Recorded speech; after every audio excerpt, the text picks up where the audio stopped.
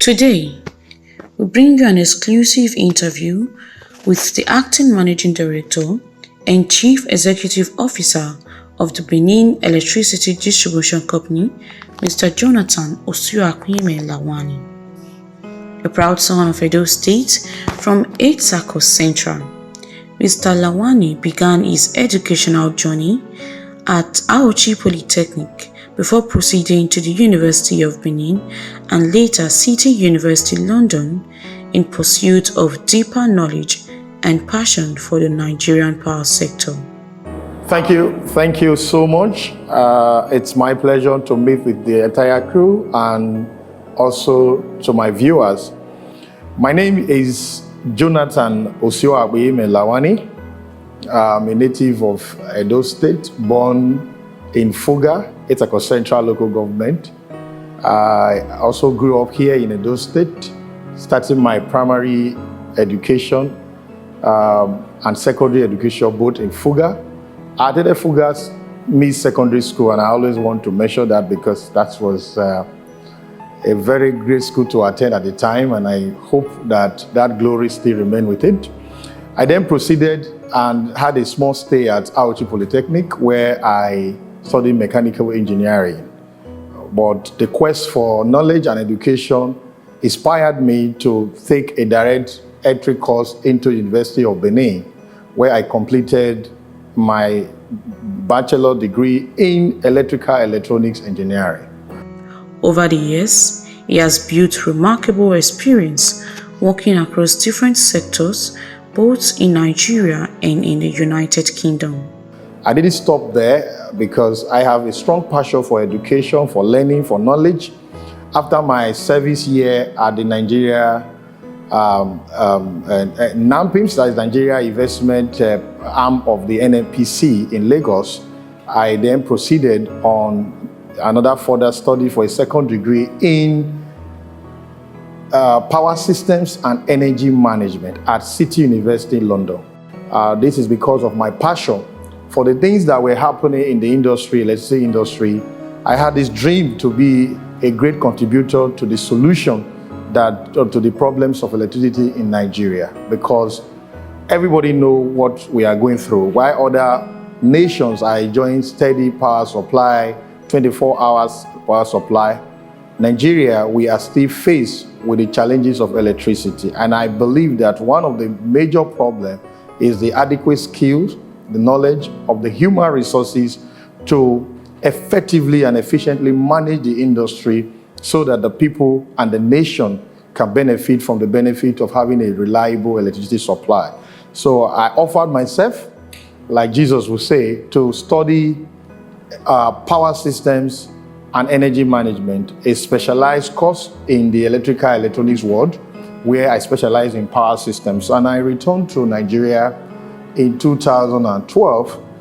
I there had a stay again in the oil and gas industry because that's where I worked briefly before my journey. I worked with the Sea Petroleum and Gas and then Latije Nigeria Limited, where I fully participated in bid, tendering and business development.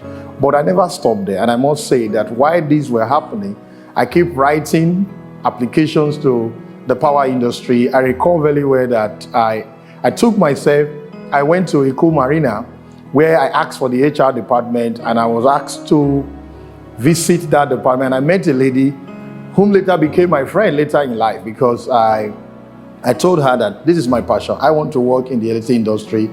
I don't care what I was receiving at the time in the oil and gas, but I just want to be in the industry. But why she said that was in 2013, that okay, privatization, because of the privatization process, a lot of recruitment process were on hold, so I should keep hoping. But God had his way that in 2015, I eventually joined a co-electricity distribution company, the same company I had walked in to ask for a job. And God eventually brought that opportunity, and I joined the company in 2015. And since then, I have been in the electricity industry, working and contributing my part. Mr. Lawani also served as the Commissioner for Environment and Sustainability in Edo State under the administration of former Governor Godwin Obaseki where he rendered dedicated and faithful service to the people. But I had just a 1.5 year holiday from the industry. I call it holiday, where God considered me through Godwin Obaseki, His Excellency, the immediate past governor of Edo State, and appointed me as a commissioner for environment and sustainability in Edo State. I spent 1.5 years in that capacity, and then returned back to the industry. And since then, I have grew through the ranks, both in technical, as a chief technical officer of BEDC, and now I'm the current acting managing director and chief executive officer of the Benin Electricity Distribution Company. Thank you very much. In this insightful interview conducted by Reverend Father Linus Imoideme, Director of Communications of the Catholic Diocese of Auchi, Mr. Lawani shared valuable experiences gathered throughout his professional journey in the energy industry. The experience of working in this industry has been both positive and challenging. I will never say negative. There has never been a negative experience. And that also will give me the opportunity to say that when you go for what you want, you will always enjoy doing what you are doing. Because in my life, I have always loved to do things that touch people's life. I don't want anything that will make me just have to have all the money in the world. What is my value to people's life? What do I contribute? How does my action affect other people? So one of my first calling was to be a medical doctor, because then I used to describe the fact that I love when people will come, someone is sick, and then you talk to me, and because of my action, you are well through God's healing hand. But again, when I didn't go for that, I have to look for something that helped me to contribute meaningfully and directly to people's life. And because of that, the experience has been both great and challenging as well. Great because when you see things that people ought to have done in the past, they couldn't do them, and now you have the opportunity to do those things and making small progress. I know that certainly there is hope for Nigeria electricity industry. Certainly we will get there, and very soon. And the challenging part has been that this industry is all very close to the environmental industry. And again, when I went to, like I mentioned earlier, that I had a stay at the Ministry of Environment, I understand that what you do in the environment has a negative, expression. If you clean a place and it looks beautiful right now, when after 1 hour, if that place gets dirty, people will say, oh, why is this place so dirty? But when the place was clean, nobody will even applaud the person who cleaned it. That's the same thing we have in the electricity industry. So long as everyone wants to have 24 hours, even if you supply a customer for 24 hours for 5 days, and on the 6th day there was an interruption, the people will not be happy, and therefore there will be complaint. Speaking during the interview, he highlighted several challenges currently facing Nigeria's electricity sector, including energy theft, poor planning, and inadequate power generation compared to the nation's growing population. He explained that these persistent challenges continue to affect efficient service delivery across the country. And coming to this Nigeria electricity industry, where you have the many challenges of lack of metering, and you have the challenges of inadequate supply, like I've mentioned, irregular supply, estimated billing. So the problems continue. There are so many. You have people complaining of lack of meter, and then because of the part of the world that we have lived in and the economic situation as well, you have people, even despite giving them the meter and giving them the supply, they have the tendency to bypass, to thief, to steal. So again, energy theft. And when you now grow to this capacity that I am today, you face the challenges of balancing revenue, which is money to the company, versus services to the people. Again, the service to the people is the chief, is the call. However, if I give service to the people without the corresponding return on my services, that is the payment, the revenue, then I have questions to answer to the board of directors, to the NEC, which is the regulator, and so many other stakeholders in the industry. So I would say I love those challenges because without those challenges, I will not have a job. And I need this job to continue to contribute my quota to the development of the industry. Mr. Lamani further pointed out that poor infrastructure planning and lack of proper consultation during building construction often result in the use of substandard electrical materials, leading to transformer overload and network failures. Okay, thank you so much. I want to say that I will speak both technically and non-technically because I have grown up in this industry across this different segment. Technically, I want to say that once the people fail to plan, therefore we plan to fail. This is the problem. Number one is that this industry far senior to me, and I'm sure even to many people that are here. But as the nation continued to grow, there was need for corresponding expansion of the industry. So when you have a grid, when I say grid, I mean the national grid, for instance, that has all the generators and the transmission for a few people at the beginning, and then you have a massive development, massive expansion to cut across the entire nation, and there was no corresponding expansion to meet this growth or this demand, then this is the genesis of the problem. So I will say one of the core problems that we have in the industry today is the low availability, which is low generation. We have a nation that is still staggering between 4,000 to 5,000 megawatt for over 250 million people and industries.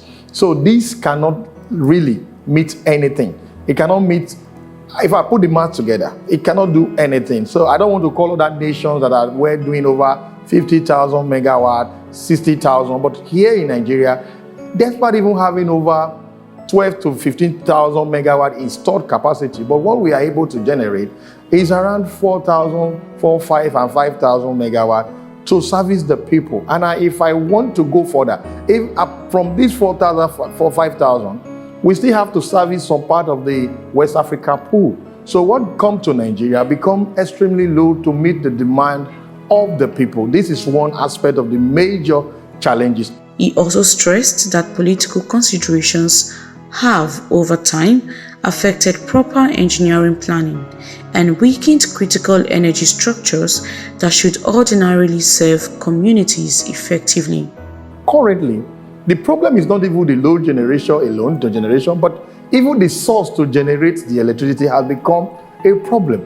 To even now increase that generation, because most of our generating plants are gas-fired because they need source. You must fire them. And some are hydro, but majority of them are gas-fired. And that means that you need the gas as a source to fire those plants to generate electricity. But in recent time, the gas producer have had to shut down supply to the gas generating plants because they claim that they have not been paid. And I'm sure these claims are right because they are the national delis and they are everywhere. It's not a claim, and it's sure that they need their payment. And who didn't pay?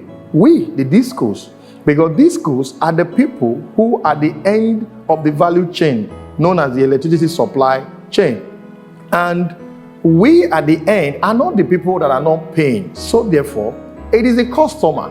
Because when the customer refuses to pay me, and I refuse to pay Ebet will not pay the Genco will not pay the gas producer. So in recent time too, gas has become another big challenge that will help the generator to increase their generating capacity. So you have some generating plants that are idle, not generating, or some that are not generating up to their full capacity. A situation where you have a generating plant that is capable of generating up to 1,000 megawatt, but because of lack of gas, it's just doing 300, 400. That is a problem. And then you now go to the next phase, which is a very important phase.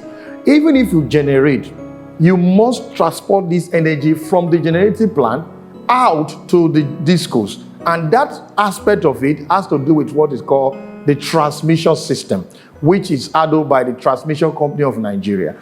And once you have a transmission system that is limited in its capacity to evacuate bulk power, then you have a problem. So There are so many studies that says, oh, we have a transmission a grid that is capable of transmitting even up to 7,000 megawatts. But some other studies say this is not true.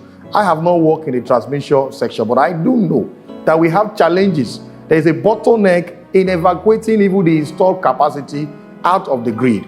And by the time you get out of that transmission phase with the problem of the limitation of transmitting what has been generated, then you come to the major problem. I call it major so that nobody says, I'm trying to lay all the problems on generating gas and transmission. What about disco? So I call it major problem. We, at the tail end, become the major problem, the disco.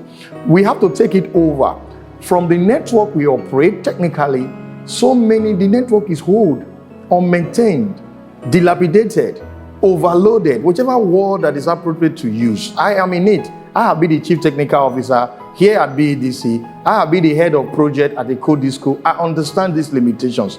And by the time you are able to now manage to even distribute the one you are able to pick, because as I speak, some discos reject load, but not BEDC, because we are ready to collect. We have the ability to distribute whatever that we are allocated to. But I can say that sometimes and some occasions, you have some discos that reject even the small load that I said. When I say load, I mean the availability that have been assigned. Yes, I said that what we are generating is not enough. Someone will question, how come therefore they won't even give it to the disco to give to the people? They are not able to pick it. When I say reject, that is what I mean, because they are not able to pick it. Why? Because their network is weak. Moving forward, the acting managing director emphasized the need for practical and long-lasting solutions within the power sector. So you need a feeder to pick what has been allocated to you. Because of the nature of the feeder, the lengthiness of the feeder, the load of the feeder, the terrain that surround the feeder, maybe the feeder is out of fault. You need to go and patrol. That time that feeder is out, the load you are supposed to pick with the feeder, you are rejecting it. You are not picking it unless you are able to pick it elsewhere with another feeder. But at that time, the people connected will be out of supply. And when you move from the disco aspect, you now come to, when I say this aspect is a major problem, you now come to the customers. I want to say that the customers are the mother of the problem of the Nigeria energy supply industry. And I want it on record that we have, that I, Jonathan Lawani, as the RTMD CEO of BDC, said that the chief and the mother problem of the Nigeria energy supply industry are the customers. Because when I classify them as customers, I will want to go further to further split them. Are they really customers or they are consumers? So I will say the population or the citizens are the problem of electricity. When I manage to pick whatever load has been given to me and I want to sell it out, assuming I pick 100, sir, ma, I will be able to sell only 80 because 20 has been stolen by people who steal this energy at night, bypass meter, connect directly without us knowing them. And the 80 that I will sell, even when you sell it with meter, readable meter, someone will say, I'm not able to pay you now. I will only pay you half. Oh, it's too high. Even people with meter, I can tell you for free, people with meter. I was in Asaba on Tuesday, someone ran after me, a steel producing company ran after me to say, oh, this is your bill this month. I understand. I know the energy was read with our meter. However, we can't pay. We want to pay 60% this month. We will settle you next month. And I said, look, I can't take 60%. The best I can take just to have a customer-centric approach to things is 85% of what we bill you. But are we supposed to have this type of negotiation? Do we have this type of negotiation in other words, where you have supply electricity and you have billed appropriately and adequately with a correct meter, and somebody is negotiating what to pay? What they happen? Why do I call them the chief problem? If you pay me that 85, I will not be able to meet my market obligation. What is my market obligation? To also pay the transmission that I mentioned, to also pay for the generation, that we also now pay for the gas. And once that payment is not done, the entire industry, the entire value chain is suffering, is staggering. And the energy you have stolen, that 20%, I said, if I get 100, maybe it's 80, I'm able to bill. And that is what we call billing efficiency. So when you hear a disco saying, oh, this month I achieved a billing efficiency of 85, just know that 15% of the energy you bought that the industry have recorded for you is gone. It's lost. You can't account for it. Now, after even billing the 85% that you managed to bill and say, oh, I know those, I use this, I know those I should pay. By the time you do your collection, you may end up collecting another 90% of it, of what you bill. So let's say I now bill 1 million naira. You may end up collecting 900,000. Another 100,000 again has gone. So before I even start collecting, I lost 15%. After collection, I lost 10%. Put the two together, it's like 25% already lost. At the end of the day, how do I pay my salary? How do I pay my people? How do I pay for the energy? So I would say that if you don't steal energy, and people will say maybe because of the estimated bill are too high, that is why people don't pay for those that we estimate. Yes, why is your estimated billing high? Because your neighbor used the energy and I'm not aware. If I have 10 oranges to share for 10 people, those people will get 1,111 orange. But a situation where 10 people have used or consumed 10 oranges, eating 10 oranges, but the only people I know are 5 because the others are hiding and you are not reporting to us. By the time I share these oranges, I will share 2. In that case, people will not ask, oh, why 2? I couldn't have eaten 2 oranges. No way. I understand. So therefore, why don't you report the people? And the behavior of the customer, again, I say customer is another big problem. I'm still saying it. Some people will build their house, for instance. You finish constructing, you're erecting your building.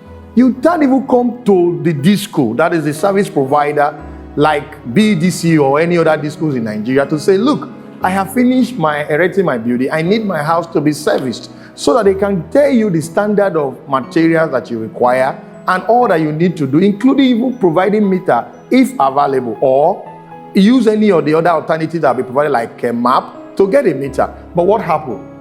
You have that person using any quack available, connect to the grid, connect to the distribution network. Sometimes it takes 6 months before our officers will now know that, this person has connected and they start using free energy. And the material you use, undersized, bad material, and maybe by the time breeze is blowing and the thing come to each other, trip the transformer, everybody is out. What if we can be a little bit disciplined to report or invite the disco to come and service our houses, so that they can tell you the quality and standard to use? So then it will save the transformer. The transformer will not be overloaded. The transformer will not be tripping again, and it will not trip the feeder. So the problems are many, but I want to say one of the major problems that is making the disco network to be too weak, hold, and not able to provide the services today is another issue of poor planning. Again, I come back to planning. You have network that were politically planned rather than engineering planned. Please, I'd like to repeat that for clarity. We inherited network that were politically planned rather than engineering planned. I give you a very good example using my network and my knowledge of this industry. Prior to this time, or sometime 2 years ago, you have a feeder that ran from Irua, because of your knowledge of this area, from Irua all to Agene, one feeder, inside bush, inside everywhere, because probably maybe one man, one great military leader wanted the community to have light, so it must go there. And then that length, when engineering have said a 33 kV line should not go more than 50 kilometers, but this distance I'm calling to you now, only God knows that it's up to 150 to 180 kilometers. How do you want to survive? So when you have a politically planned network rather than engineering planned network, it cannot deliver the result. We used to have a very serious problem with the Ondo South people in Ondo State, because the feeder that is feeding the Ondo South, like Okitipupa and the rest, came from Ondo State over 223 kilometers. So when that line tripped, everybody in that area is out. But by the time transmission has come there now to bring bulk power to a central load in Okitipupa, Ireje, now we are able to gently supply around, because we cannot obey the engineering design of having feeders. So, and that is what we are still asking today, that the time has come, and I am saying this to my colleagues in the industry, to get this challenge, let us now use engineering design rather than politically designed network where person will say, oh, my community needs to have electricity, therefore whether it is engineering right or not, you have to do it. We have to now go back to the area of not managing but complying with standard. A situation where you have a feeder that is overloaded, somebody say, hey, don't worry now, just put it, you can take it. Just no. If it is a 6 megawatt, the feeder should be. Once it is getting there, let us provide a relief to accommodate more load, not to be adding load and say, hey, can manage now. No, there are engineering design. So I want to say that for us to have a good network, overcome this problem, the first point of call is that the engineering industry must obey the engineering standard, engineering rules, and the people must be able to wake up to their own responsibility of not stealing energy but paying for it, so that there will be money in the industry to do the engineering design that have been planned. Thank you. According to him, solving these challenges requires commitment, implementation of policies, and decisive action against electricity theft, vandalism of equipment, and meter bypass. Thank you very much. And I want to say that this is why I am here. This is why I have a job. And I also want to say that this is why everybody in the industry have their job today. I usually tell people that it's not that those solutions are far away. They are not far-reaching. I mean, they are there. We've had a lot of consultancy. We have a lot of proposals. I want to maintain that we have this solution already. The call I want to make is that let everyone with this solution begin to commit themselves to bring themselves out, to implement them. It's implementation. From generation, we know we need to generate. And we have to be committed to that. I want to be a little bit thankful to all the things that have happened from regulatory part. I give it to the Nigeria Electricity Regulatory Commission that have provided an enabling environment, very good regulation to sustain the industry.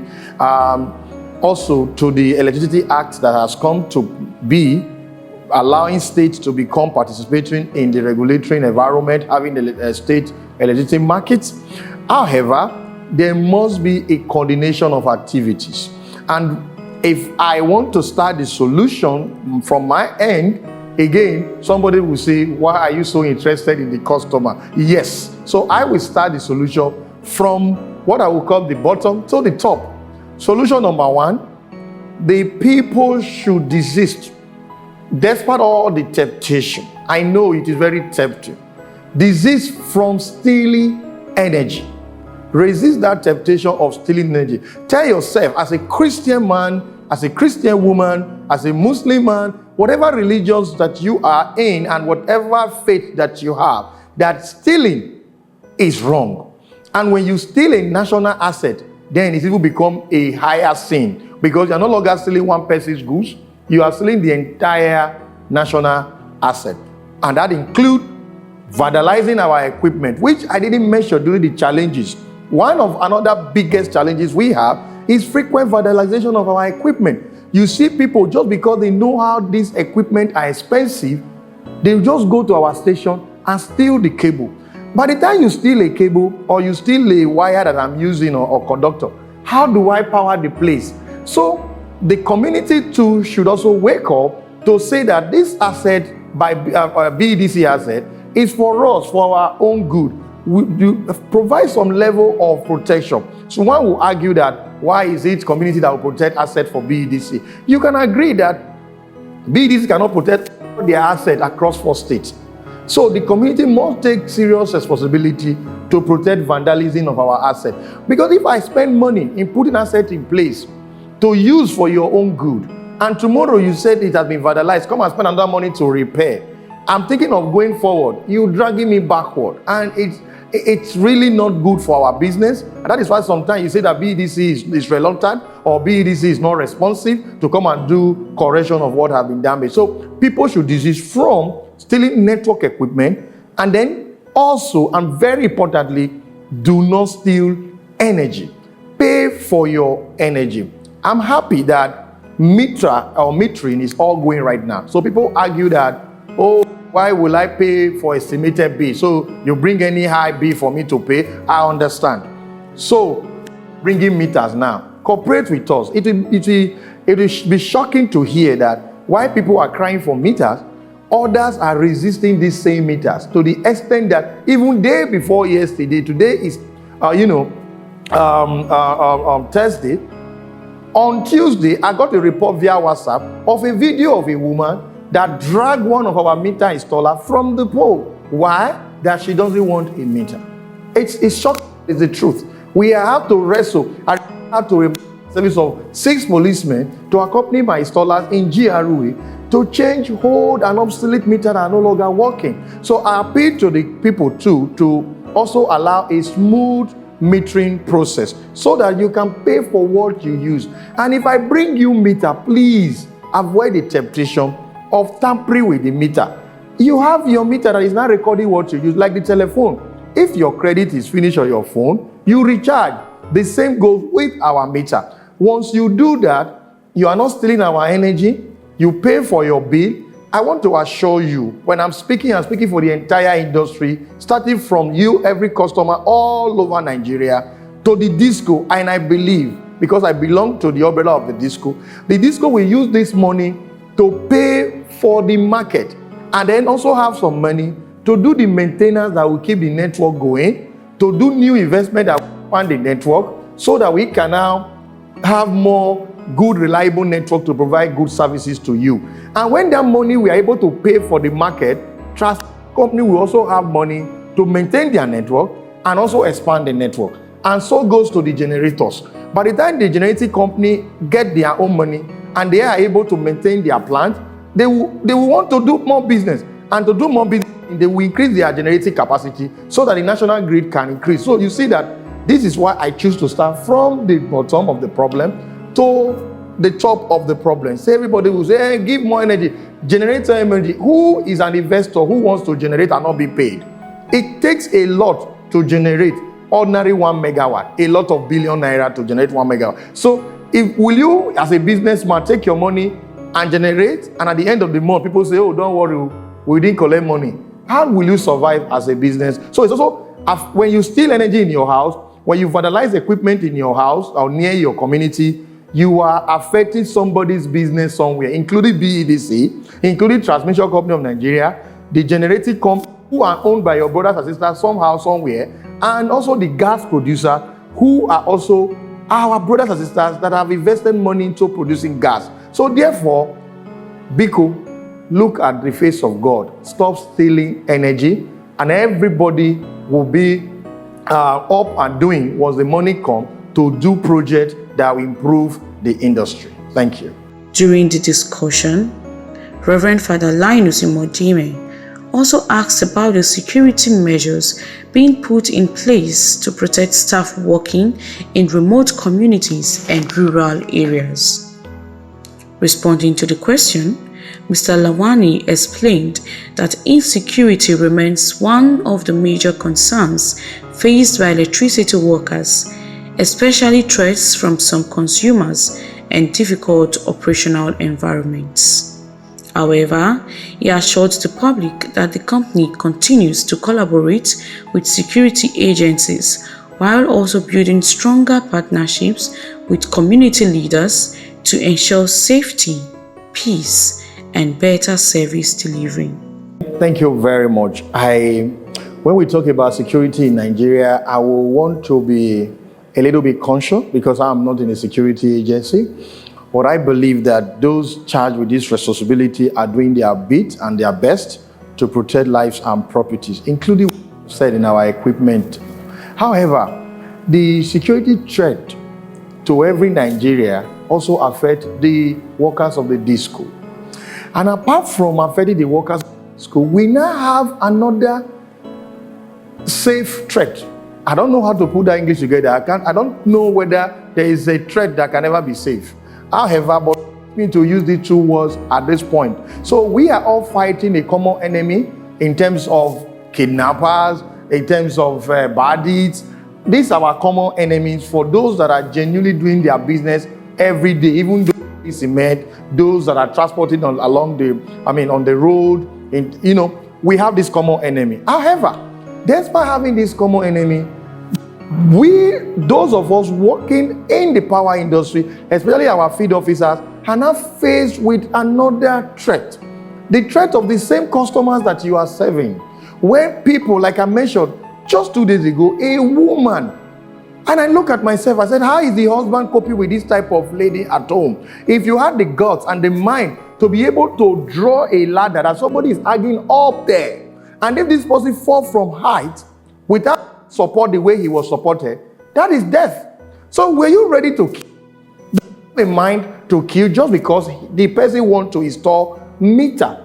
So we have this serious threat of harassment, community threat. There are some, I think last week I got a report too that a certain community within Benin City here said that nobody should bring bill. If anybody bring bill, they will leech them and all sorts of things like that. Why? Yes, I understand that you didn't get electricity as much as you expected, but the bill that is coming is according to the little that you got. Are you saying because you didn't get 24 hours, we should not bill you for the 10 hours you got? The 10 hours you got, I will pay for it. And therefore, nobody will, the MO, that is the market, must be BEDC, even if it is 1 hour they deliver.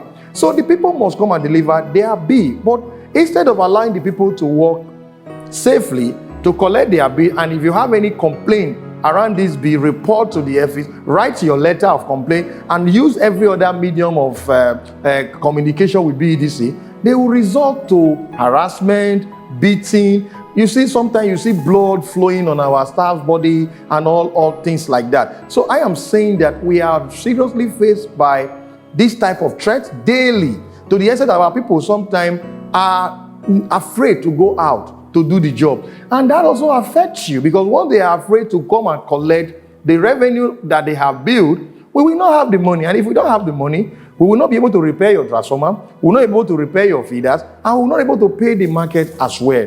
And in terms of what we have done is, as much as possible, we collaborate with the security agencies. Right now, we have strong relationship with the police, the NSCDC, and we also have a good relationship with up to the army, if we need them as a backup at any time.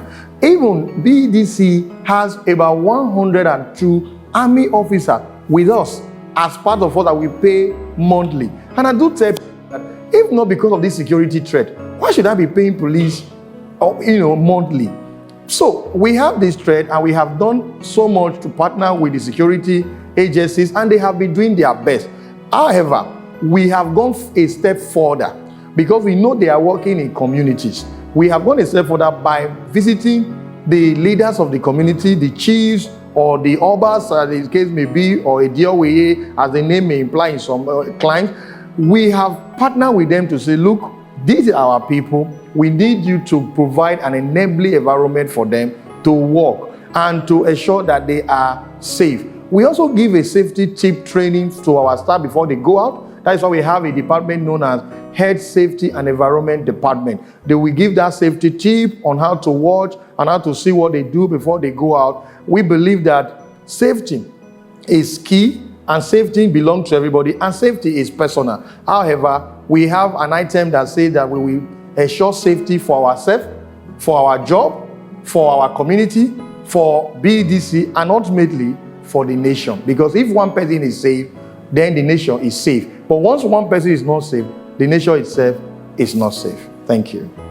Speaking further during the interview, Mr. Jonathan Lawani was asked about the driving force behind his dedication, commitment to work, and service to the state. Well, I said it at the beginning that when God puts something in your heart, when you are doing what you are born to do, passion becomes natural.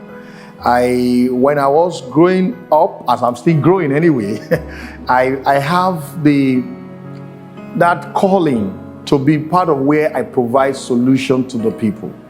As a matter of fact, when I started, I had to leave, transfer from mechanical engineering to electrical at Unibe, because I told myself I need to be where I will contribute to people's life, to the nation, and where my impact will be felt greatly. And because of that inner self desire to provide result. I wake up every day thinking of what is the next thing to do. Honestly, my duty to God is to thank Him for what He has done for me. Responding thoughtfully, he revealed that his greatest source of motivation is God. According to him, divine inspiration has continued to guide his decisions, work ethic, and sense of responsibility in leadership and public service. In a simple answer to your question, that my source of inspiration and motivation is God. And it's God because His word are very clear that whatever He puts into your hand, how you take care of it will determine what He will give you again. And the Bible is clear because I believe in the Bible, and it says, see that a man is diligent in his business. He will eat not just with anyhow person, but with kings, with queens.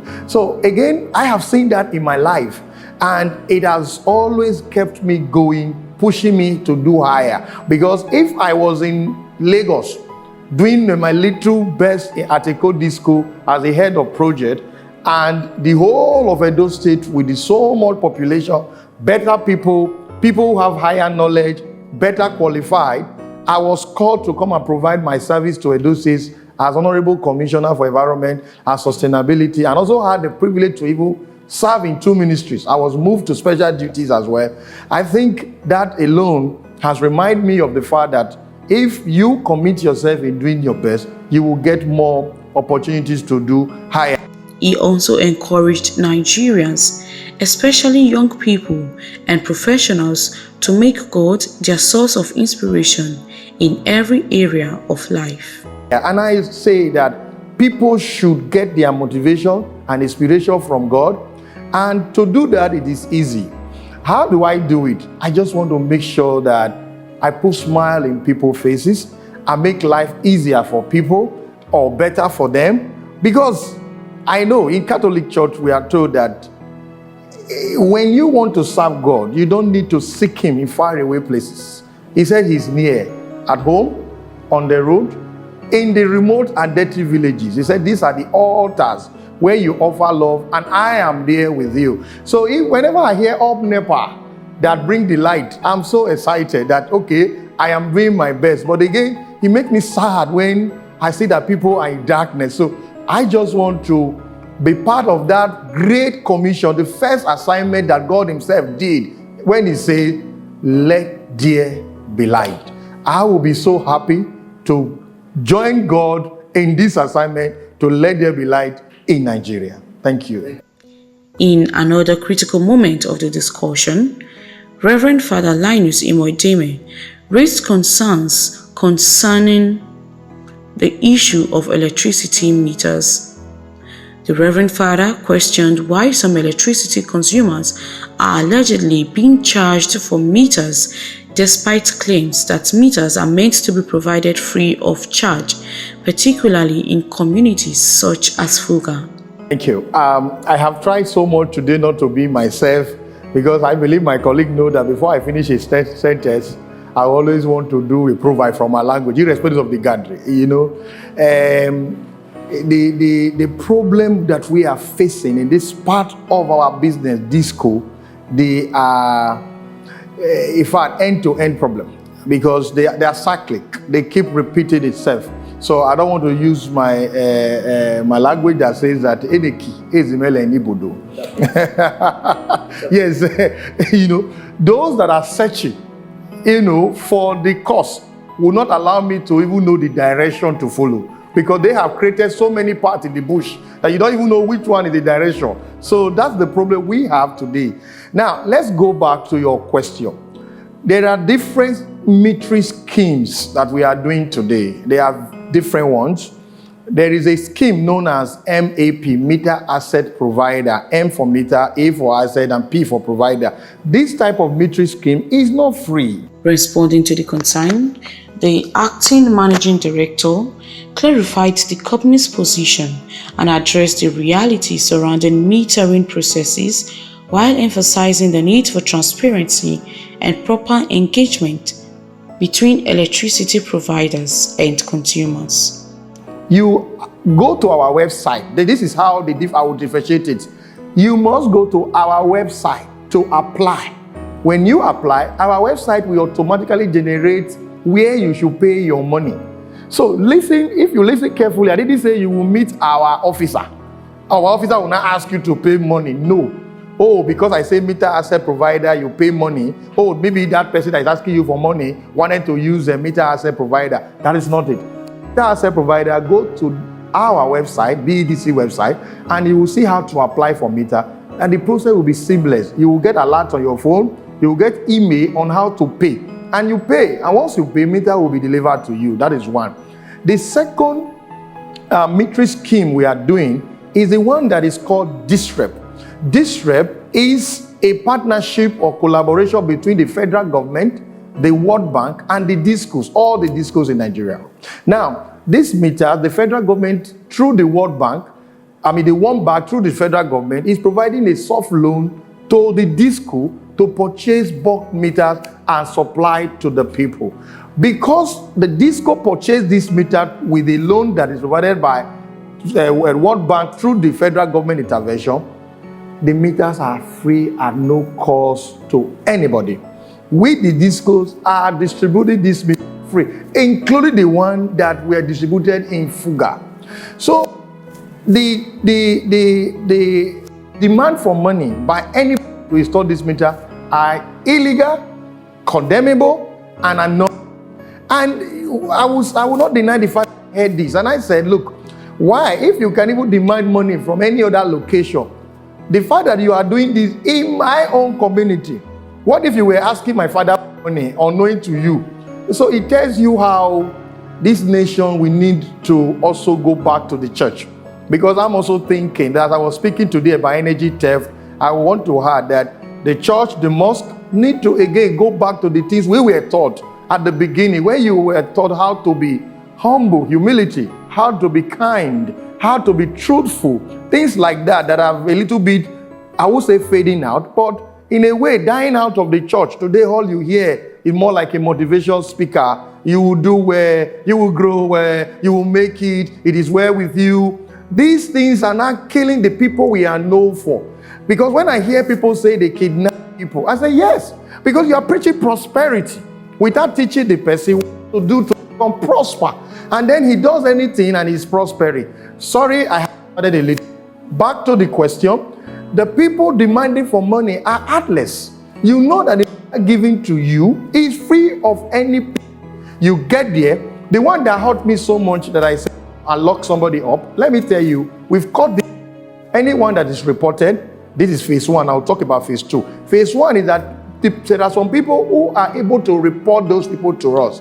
And whenever they reported, we have been able to arrest somebody. We actually detained somebody for 3 days. And once we do that, I asked them, why are you doing this? And there was one I wanted to arrest and people appealed. Why did I not arrest? Why was I trying to arrest this person? This person was demanding for 60,000 naira. The people were even pleading with 30,000 naira. They are not saying they are not paying. If they say they were not paying, it's a different ballgame. Please don't have. The person sent me a text message. I wanted to cry that I have not even eaten his money, but I have all my 30,000 naira to give to your installer. I said they are not even in our installer. For clarification's sake, these people helping us to install meter are not even our staff, but we have done everything to make them sign a mode of conduct that when you are going to work in our disco, this is how you are going to conduct yourself. No demand, no exploitation, no extortion, no anything. But despite signing all these things, they will still go ahead and do what they like. How demand 60,000 naira to install a free meter, and the person offered to give you 30,000 naira, you said never, 60 or nothing. But at the end of the day, he installed this meter and went empty-handed when I got to intervene. But how many will I be able to intervene? I said that was a phase one. The phase two is a Nigerian, our culture, our nature. Do you know that even when people report people, we say, let's take action. The person will now withdraw and say, no, you will not sack person because of me. You will not, let us not say because of me that you sack somebody. Okay, come and just give us evidence. No, leave it. If you don't provide the evidence for us to, disciplinary action against those people that bet on spoiling our name, committing all this type of atrocity? How are we going to correct those abnormalities? So I charge people to always report all these type of evil and practices in our network to make sure that we can take appropriate action. And to emphasize this, the disrep meter are free of charge. Don't pay for it, ask questions, and we will provide you with a clarification. Thank you. The conversation also moved into the area of faith and leadership. I want to say that I will take the answer to that question by saying faith as God's child, God's servant. But I will still come back to say that the formative years in Catholic has really helped me. I found myself in the Catholic faith and I immersed myself in it, the training, the teachings, and the practices, to the extent that I was an active lay reader for years, a Legion of Mary, up to Curia, Vice President, and Regia, for those that know what I'm saying. And the Catholic faith remains with me solidly today. And everything I do, because of the knowledge of the reading of the Bible through lay reading of the lectionaries, they remain with me. But I will want to go further to say, if you have faith in God, irrespective of where you learn your teachings, then you must believe in God. And when you believe in God, you must be able to practice them every day. Again, I go back that at work, at home, anywhere you go, that is where you should show love. It is not when you dress and go to church. Like I used to say that even when I was as a Catholic to the legionaries, I said, look, legionary is not holiness in how you hold your hand and say, oh, God be with you. Holiness are the things that you do. But to say, as my faith in Catholic Church, like I said, is my faith in God. But I must say, not promoting one religion to another, but my trainings in Catholic Church has helped me till today. And I really wish that the Catholic remain steadfast, remain teaching on this type of, kind of sermon that we hear those days, the kind of songs and music that we hear. This will help a lot, because I now attend, sorry, I'm not a religious prostitute, but some days on a Sunday I attend a different congregation, but from the weekdays I still go to Catholic. I still have my rosary. I married into a Catholic. I married a Catholic woman as well, and we say our rosary till today. Somebody will be surprised to say, but you attend another religion on a Sunday. Meanwhile, the teachings of the Catholic remain with me forever. And when I go to other churches and I see the teachings, and I wish we can go back to those days when you hear homily, gospel, not motivation that we are hearing today. If you want to go for motivation, please, let's organize a conference and go to motivation. If you want to go to church and be taught the things of God, what God says we should do, starting from holiness, without which no one will see God, to humility that can only promote you, and to the love of man. He says, love your neighbor as yourself. And when you love, I can tell you, God lives with you. And when God lives with you, blessings live with you. But God himself is a blessing. Thank you. Reverend Father Linus further asked Mr. Lawani how he manages to remain steadfast in his Catholic faith while occupying such a demanding office, and how he successfully balanced the pressures of leadership with his spiritual life. Answering calmly, Mr. Lawani explained that his faith remains a central part of his identity and decision-making process. Yes, anything that begins with God will always be smooth. The Bible says, in all thy ways acknowledge the Lord, and he shall direct your path. My office is a highly, tempting office. From how you approach people, sometime after approaching a customer, as I'm speaking to you, I believe by the time I go back to my phone, I should be having more than 100 missed calls from registered phone number to unknown number. Sometimes you can, after responding, the person will even say that your tone was bad, but the person will not even care about what was he doing, what was his position at the time he was even responding. That's not that's not even their business again. So, and a lot of demands, people will come, asking for things that are not, following process or policy. Therefore, you bring in God into this. And for two, it becomes even more challenging. I'm working from home. I do tell people that if everybody or every MD have any challenge today, I believe I have a greater challenge because I'm working from home. The fact that I'm working from here, I remember someone once called me and said, "Hey, Joe. And I said, "Yeah, what is that? Your men are here now, they want to cut our land." I said, "But why? Hey, they just brought bill last week and we have not paid for this." I said, "But pay your bill now." So that's why you are calling me. You want me to tell them to leave the place and not to collect their money, and then I will go to the office and say, "Oh, you didn't meet your target"? I can't do that. So please, you pay your bill. If you are calling me to appeal to them to say, allow him pay at least a good percentage of the money, I will even beg them not to force them, because they are in their duty as MD. The person in the field is the MD of that field. Me, I'm MD from here. So I try as much as possible to commit everything I do into God's hand. I begin with God. When I'm leaving office today, I also close by saying my closing prayer. And I commit everything I'm going to do into God's hand to make sure that the manner I approach people, I attend to people's problems, their complaint, my colleagues, I put God first.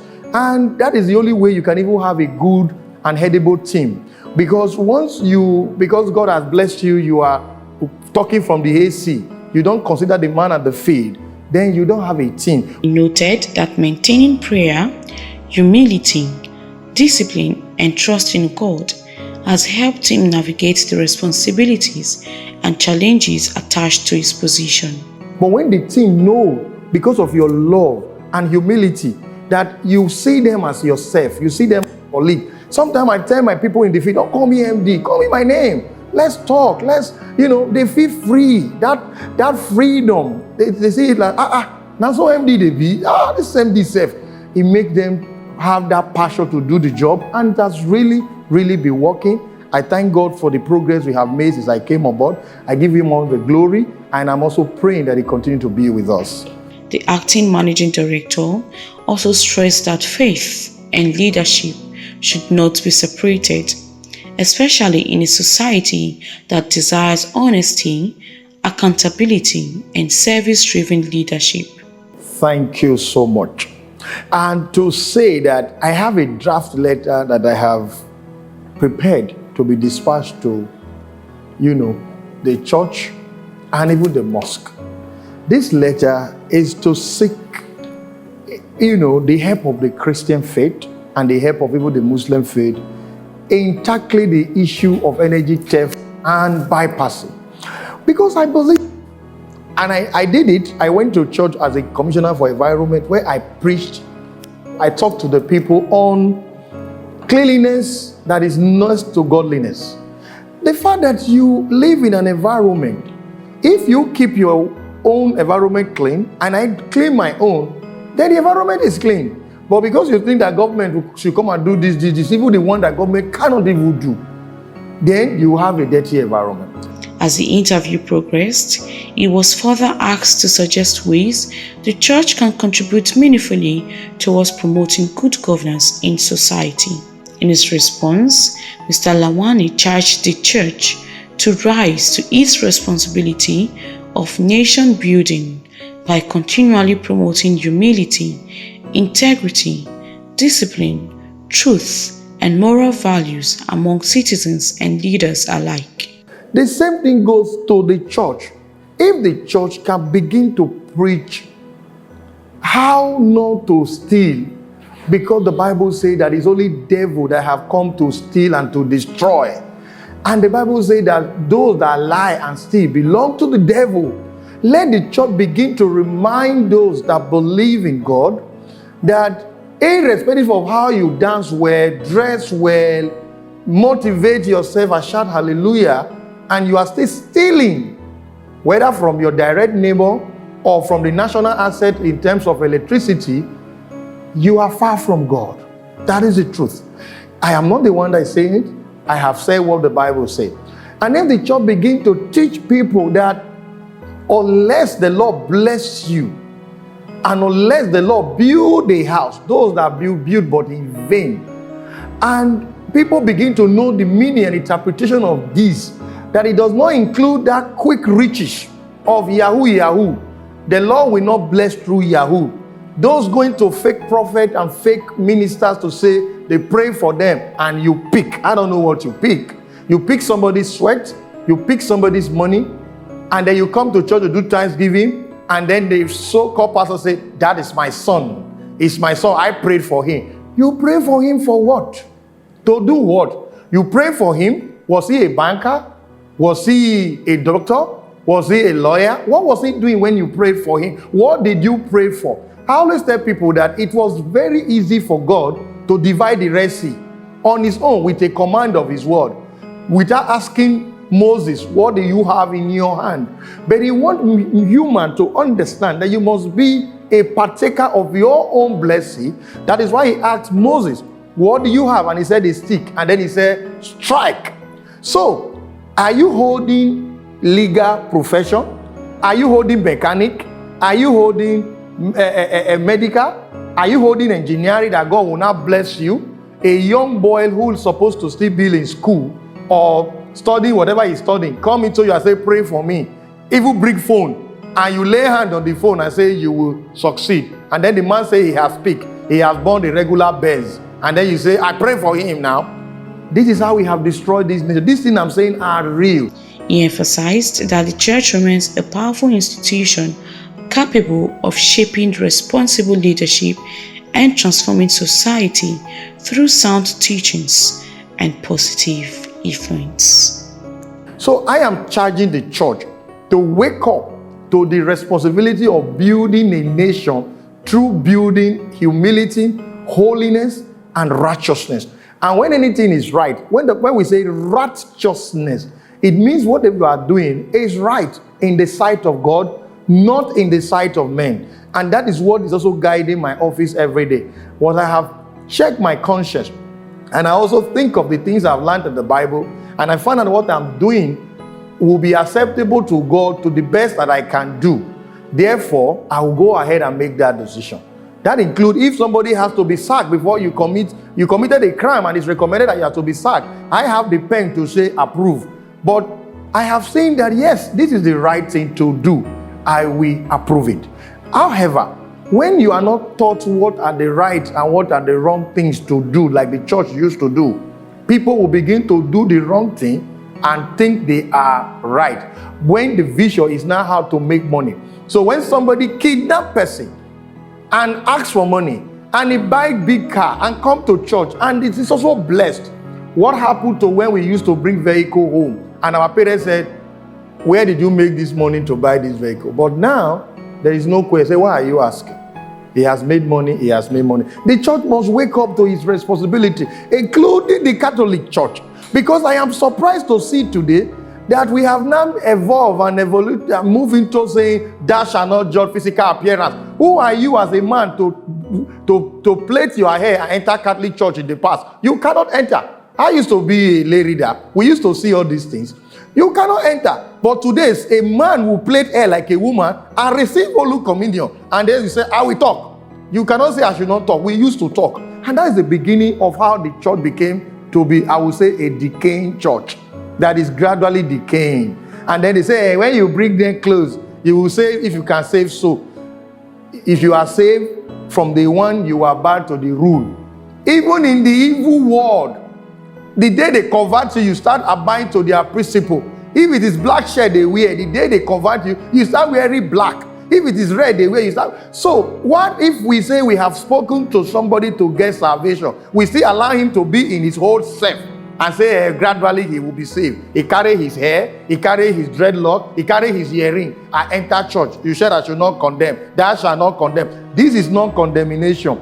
This is a reminder of who you should be as a Christian. So church should begin to have that courage to speak for Jesus, not to speak for the things that are in this world, the wealth and all that the church can gain physically. but to look up to what the church can gain spiritually. Thank you. I must say, I'm someone who's strongly believe in Nigeria. I recollect very correctly when I told my people that I was returning to Nigeria after my study in the UK with a free scholarship to do a PhD, and I said, I'm coming home. It was a shock to them. Until today, when almost all my friends have moved on to the other side, and I said, well, I wish you guys well. We are here. It's because I love Nigeria. And to God be the glory, Nigeria have not done me anything badly. It has also blessed me because the land belonged to us, and the God said, I will give you the land to possess. And God has given us the land to possess. And so, when you ask someone like me who so much believes in Nigeria, I see a great future for Nigeria. Nigeria will be better in all aspects, not just in electricity, in all aspects. Security will be better, but we need to pray for Nigeria. We need to have faith in Nigeria. We need to know that I am the Nigeria, you are the Nigeria. Our action or inaction contribute to the Nigeria that we want to have. And for the electricity industry in the next 10 years, wow, it's going to be glorious. It's going to be excellent, because I want to look back to say I was part of that journey. And so I must say that to everybody in the electricity industry, let's work together so that even less than 10 years, we can look back to say, see where we are today. And I must say, there have been great progress from every aspect. People are waking up because, like I said, NEC has done so much and putting challenge in the industry. Now people want to be like, I want to be the net disco, I want to meet my OPEX, I want to reduce my ATC and C. That strong competition, let's keep it up. Let's even keep higher at it so that collectively, even less than next 10 years, electricity industry in Nigeria can be highly comparable to other nations. I see a brighter future for all of us in Nigeria, God helping us, and we'll continue to pray to God.